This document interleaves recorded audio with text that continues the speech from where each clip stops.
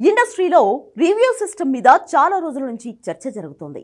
Cinema విడుదలైన తర్వాత 3 రోజుల వరకు ఈ రివ్యూలు రాకూడదు అంటారు దర్శక నిర్మాతలు. కానీ సినిమా చూసిన ఆడియన్స్ బయటికి వచ్చి ఎలా ఉంది అని చెప్పుకోవడం మినిమం రైట్. వందల రూపాయలు ఖర్చు పెట్టి సినిమా చూసినప్పుడు అది ఎలా ఉందో చెప్పే హక్కు కూడా మీకు లేదు అని చెప్పే హక్కు దర్శక నిర్మాతలకు కూడా లేదు.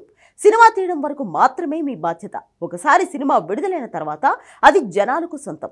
దాని గురించి ఏమీ మాట్లాడొద్దు అని చెప్పే హక్కు ఎవ్వరికీ ఉండదు. ఎంత చిన్న లాజిక్ మేకర్స్ ఎలా మిస్ అవుతున్నారో అనేది అర్థం కావడం లేదు.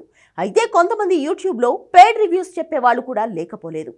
వాళ్లకు డబ్బులు ఇస్తే సినిమా ఎలా ఉన్నా కూడా బాగుంది అని చెప్తారు. అలాంటి వాళ్లను అరికట్టాల్సిన బాధ్యత నిజంగానే అందరి మీద ఉంది. ఒక్క ముక్కలో చెప్పాలంటే ఇండస్ట్రీని రివ్యూ మాఫియా నాశనం చేస్తుంది అనేది కాదనలేని నిజం. కానీ అందరూ అలాగే ఉంటారు అనుకోవడం కూడా అవివేకమే అవుతుంది. కొంతమంది నిజంగానే జెన్యూన్ రివ్యూ ఇస్తుంటారు. కానీ వాళ్ళు కష్టపడి చేసిన సినిమా బాగాలేదు అని చెప్తే ఎవరికైనా కోపం వస్తుంది.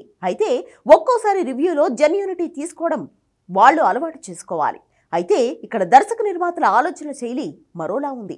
25,000 ఇస్తే పాజిటివ్ కూడా నెగిటివ్ అయిపోతుంది. అడిగినంత ఇస్తే ఫ్లాప్ సినిమాలు కూడా హిట్ సినిమా అని చెప్తారు. మాకు గుదిబండగా మారిపోతున్నారు పెయిడ్ రివ్యూయర్లు అంటున్నారు వాళ్ళు. సినిమా బాగున్నా ప్రేక్షకులకు చేరువ కావాలంటే ముందు వీళ్లను ప్రసన్నం చేసుకోవాల్సిందే. డబ్బులు డిమాండ్ చేస్తూ సినిమాను కొంతమంది పెయిడ్ బ్యాచ్ నాశనం చేస్తున్నారంటున్నారు వాళ్ళు. వాళ్లకు నచ్చిన నెంబర్ ఇస్తేనే సినిమా గురించి పాజిటివ్ గా చెప్తారు, లేదంటే అంతే సంగతులు అనే వాదన దర్శక నిర్మాతల వైపు నుంచి వస్తుంది. తాజాగా రివ్యూయర్ పూలచొక్క అరెస్ట్ తో తెరపైకి సంచలన విషయాలు బయటకు వస్తున్నాయి. సినిమా బాగుంది అని చెప్పడానికి 40,000 అడిగాడు అంటున్నాడు వర్జిన్ బాయ్స్ నిర్మాత. తాను అలా అడిగాను అని నిరూపిస్తే యూట్యూబ్ వదిలి వెళ్లిపోవడానికి సిద్ధమంటున్నాడు పూలచొక్క. వాళ్లే కావాలని తన దగ్గరికి వచ్చి సినిమా బాగుందని చెప్పాలని అడిగారని, తాను తప్పుడు రివ్యూ చెప్పరు అని చెప్పినందుకు తన మీద తప్పుడు కేసు పెట్టారంటున్నారు ఆయన. పూలచొక్క మాత్రమేనా, యూట్యూబ్ లో కనిపించే ఇంకొందరు రివ్యూయర్లు కూడా అంతేనా అనే అనుమానాలు కూడా ఇప్పుడు అందరిలోనూ వస్తున్నాయి.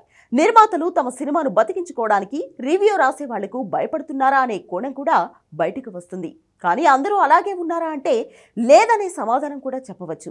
ఎందుకంటే తమ సినిమాను ప్రమోట్ చేయాలి అంటూ సదరు యూట్యూబర్ల దగ్గరికి నిర్మాతలే వస్తున్నారు. వాళ్ళ దగ్గర పెయిడ్ ప్రమోషన్ చేసుకుంటున్నారు. ఒకవేళ సినిమాకు నిజంగా పాజిటివ్ రివ్యూ ఇచ్చినప్పుడు వాళ్ళు ఎవరూ ఏమీ మాట్లాడకపోగా వాళ్ళ రివ్యూనే తీసుకుని తమ ప్రమోషన్ కోసం వాడుకుంటారు.